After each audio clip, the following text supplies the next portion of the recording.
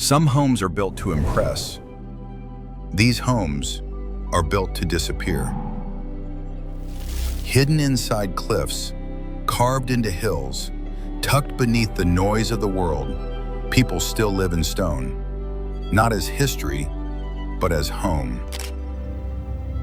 Inside the earth, summer feels softer, winter feels quieter, and every wall holds a kind of calm you can't buy.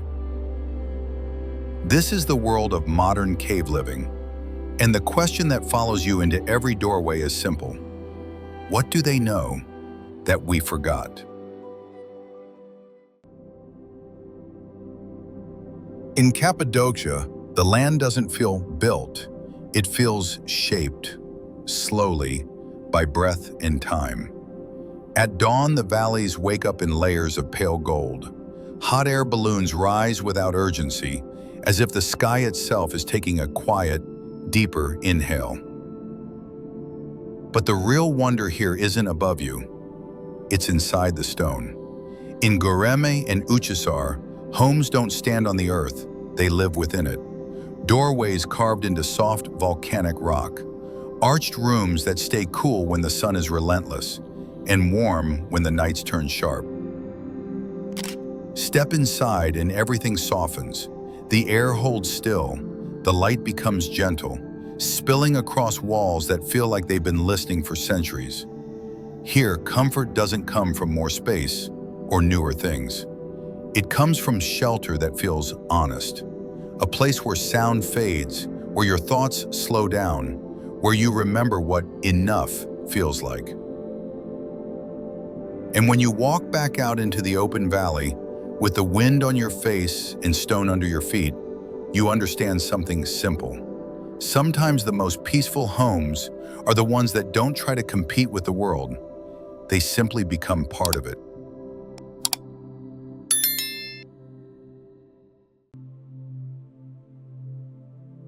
Above ground, Cappadocia feels like a dream.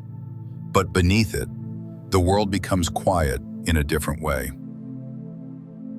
Derinkuyu and Kaymaklı aren't caves you stumble into. They're cities, carved downward layer by layer, like a secret kept inside the earth. You enter through a doorway so low, you have to bow, and almost immediately the sound of the surface disappears. The tunnels are narrow, the stone is cool to the touch. Every step echoes back to you, not loudly, but intimately, as if the walls are close enough to hear your thoughts. There are rooms for living, rooms for gathering, places to store food and water, shafts that pull fresh air down through the dark, so even here, far from sunlight, life could still breathe. And then you notice the details that feel almost human, smooth steps worn by countless feet, the round stone doors designed to seal a corridor, the gentle curve of a passageway that keeps moving, even when you slow down. It's easy to think of underground places as frightening, but standing here you feel something else, a kind of protection, a kind of pause. Because the earth doesn't rush you, it doesn't demand anything, it simply holds you until you're ready to return to the noise above.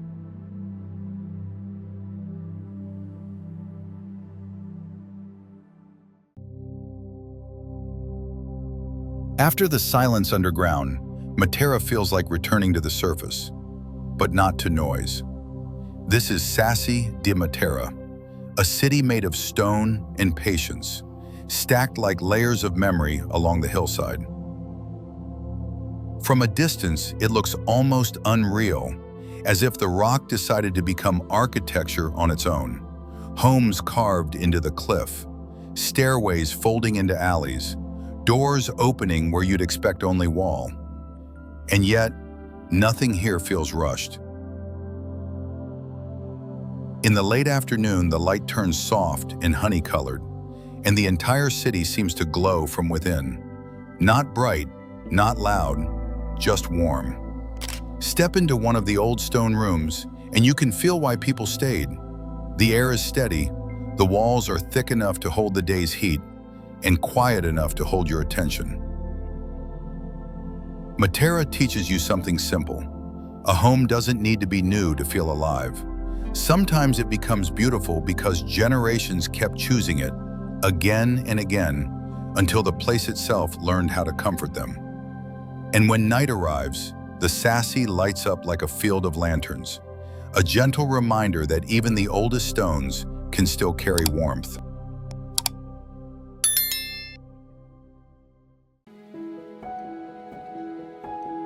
In southern Spain, not far from Granada, there's a place where you can drive past a hillside and never realize people are living inside it. Guadix is famous for its cave houses, white chimneys rising from the earth like quiet little signals, as if the hill itself is exhaling. From the outside, it looks simple, almost too simple. But step through a doorway carved into the soil, and the temperature changes instantly. The heat of the day softens, the air becomes calm, steady, patient, familiar. Inside, the rooms curve instead of corner. Walls are smooth, shaped by hand, and the silence has a gentle weight to it. Not empty, but protected. This is what makes cave living feel different. It isn't about hiding from the world, it's about letting the world slow down. A kettle warms, a cup meets a table. A small light fills a space that doesn't need much to feel complete. And when you walk back outside, into the wide Andalusian sky, you realize the true luxury here isn't space or style, it's stability. A home that stays cool when life is too hot, and quiet when everything else asks you to hurry.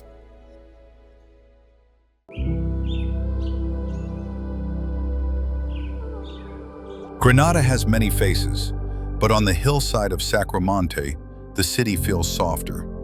White walls follow the curve of the slope, and behind some of those simple doors, the homes open into caves, cool, quiet, and surprisingly bright inside. Here the stone does what it always does best. It holds temperature, and it holds silence. The rooms are shaped like shelter, rounded and smooth, as if sharp corners were never invited in. Light settles gently on clay and wood, and even the smallest sound, a kettle, a footstep, a door, feels more present.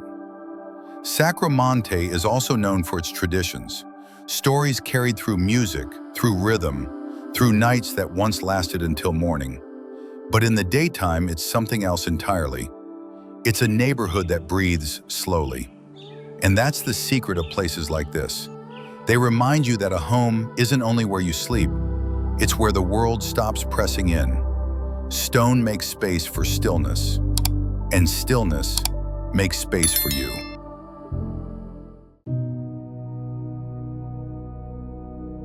There are towns built on hills, towns built beside rivers, but Setenil de las Bodegas feels like it was built under a mountain.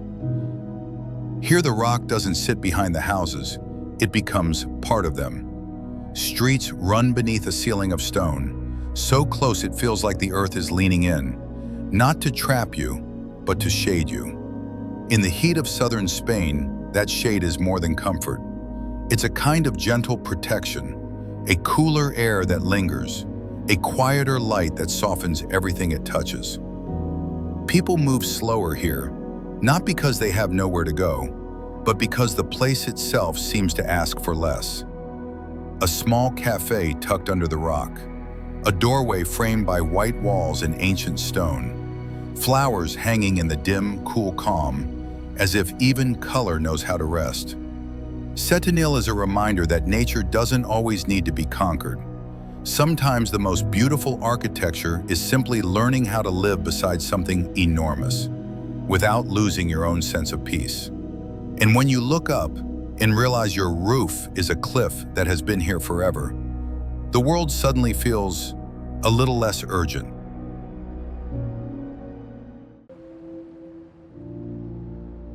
In France's Loire Valley, the world feels lighter. The air is softer, the pace is slower. And in places like Saumur and Rochemenier, even the homes seem to whisper instead of speak. Here, troglodyte houses are carved into limestone, not hidden in darkness, but open gently to the day. From the outside, you might miss them. A simple door in a pale rock face, a few flowers near the entrance, a quiet path that doesn't announce anything. But inside, there's a calm that feels almost designed. The stone holds a steady temperature, so the rooms stay cool through summer heat and comfortable when the season turns. Light spreads softly across the walls, and sound settles quickly, as if the space is built for rest. This kind of living doesn't chase more, it chooses balance. A home that feels grounded, not because it's heavy, but because it's stable. And maybe that's why troglodyte homes still matter today. They remind us that comfort isn't always something we add. Sometimes it's something we remove, until only the essentials remain: shelter, quiet, and enough time to breathe.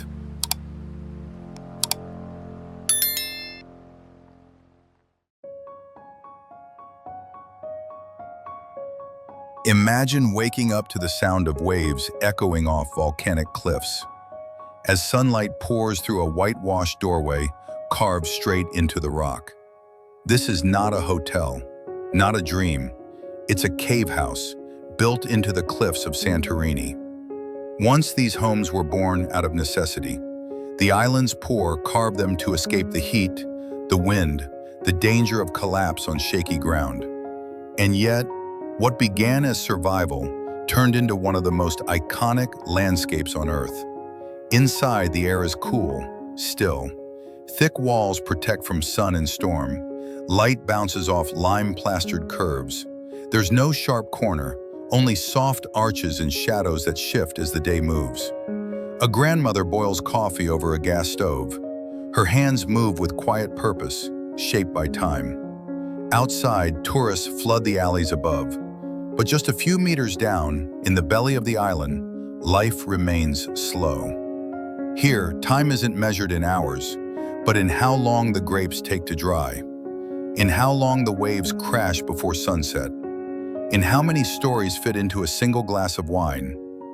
These homes don't shout, they whisper about resilience, about beauty born from scarcity, about how even the most fragile rock can hold a lifetime inside.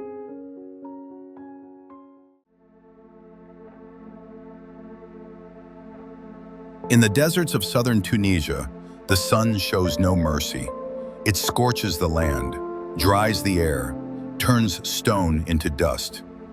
And yet, people have lived here for centuries, not by building above the earth, but by digging into it. This is Matmata, a place where homes are carved straight into the dry clay, where courtyards open to the sky like sunken hearts. From above, you might see nothing. Just sand, silence, maybe a goat walking past a crater. But step closer, and you'll find doorways hidden in the walls, tunnels that curve and wind, cool rooms dug by hand, where families sleep, cook, and dream. For the Berber people, this isn't strange. It's tradition. The earth protects them, insulates them from the desert's extremes, the heat of day, the chill of night. Inside, it's quiet, not empty, just peaceful. A boy chases a chicken around the courtyard. A woman sweeps red dust from the floor. The wind hums across the lip of the crater like a forgotten melody. These homes are not relics, not museum pieces. They are alive, adapted, still in use. And if you listen closely, you'll hear what they're saying, that sometimes the best way to survive is not to resist the land, but to become part of it.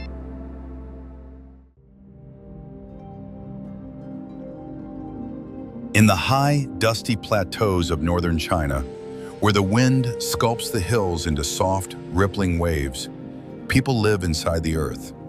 These are the Yaodong, homes carved deep into Loess soil, a fine, wind-blown dust packed over millions of years. From a distance, you'd never know they're there. The entrances are just arches in the hillside, sometimes hidden behind a tree or curtain of vines. But step through, and the world changes. The temperature drops, the wind stops. Time feels older, slower. Inside, it's quiet. Thick earthen walls breathe with the seasons, warm in winter, cool in summer. Families have lived here for generations, sleeping under curved ceilings, cooking in clay hearths, writing poems by candlelight on nights when the stars whisper through the window. A grandmother teaches her grandson calligraphy. His brush dips into ink made from soot and water. Their silence is deeper than words. These homes weren't built with machines. They were carved by hand, with shovels, with picks, with patience. And when a child is born, they say the earth cradles them. In the modern world, concrete rises fast. But here, beneath the hills of Shanxi and Shanxi, the past still has a heartbeat. A soft one, but steady. The Yaodong don't reach for the sky. They reach inward, into history, into family, into the land itself.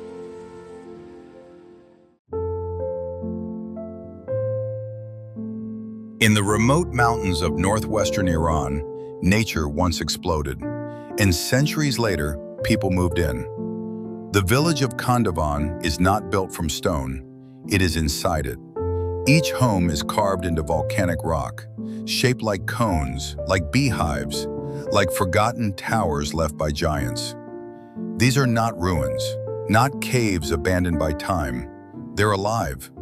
You'll see children playing beneath windows chipped into rock, chimneys poking out like antennas from a different era, elderly women climbing steep stairs carved by hand, baskets balanced on their backs. The stone here is soft enough to chisel, yet strong enough to stand through snow, wind, and war. And it's not just practical, it's poetic. The way the sun touches these walls at dusk, orange fading into lavender, you'd swear the mountain itself is exhaling. These homes stay warm in winter, cool in summer, silent in the wind. But perhaps the most remarkable thing? They're not monuments, they're not relics. They are homes. Families cook here, laugh here, argue, celebrate, mourn, and sleep, all within the folds of this ancient volcano. Kandovan teaches us something rare, that even in a world of cement and glass, there are still places where humans live with the earth, not against it, where walls don't divide, but embrace. In the heart of the Australian outback, there's a town where the sun is not just warm, it's almost a force you negotiate with. Temperatures here can soar so high that standing outside at midday feels like opening an oven door. So the people of Coober, Pedy did something simple and brilliant. They moved their lives underground. From the surface, the town can look strange. Mounds of earth, pipes, and small doorways scattered across a dusty red landscape. It almost feels abandoned. But step through one of those doors and you realize the real town isn't out there. It's in here. Inside the dugouts, the light is soft and warm. Stone walls breathe at their own pace, holding the cool of the night, shielding from the burn of the afternoon. A living room carved into rock. Smooth ceilings arched above a couch and a lamp. Family photos pinned to walls that were once solid earth. A kitchen where the kettle hums, not caring that a few meters above, the desert is shimmering with heat. There are bedrooms with no windows, and people who say they sleep better that way, wrapped in darkness that feels protective, not frightening. Outside, the world is harsh and bright. Inside, it's steady. This isn't hiding, it's adapting. Coober, Pedy is known for opals, stones pulled from deep underground, catching light in colors the surface rarely sees. Maybe that's the quiet metaphor of this place, that sometimes what looks empty from above is full of life just below the skin. And sometimes you go underground, not to escape the world, but to finally feel light in a way you never did before.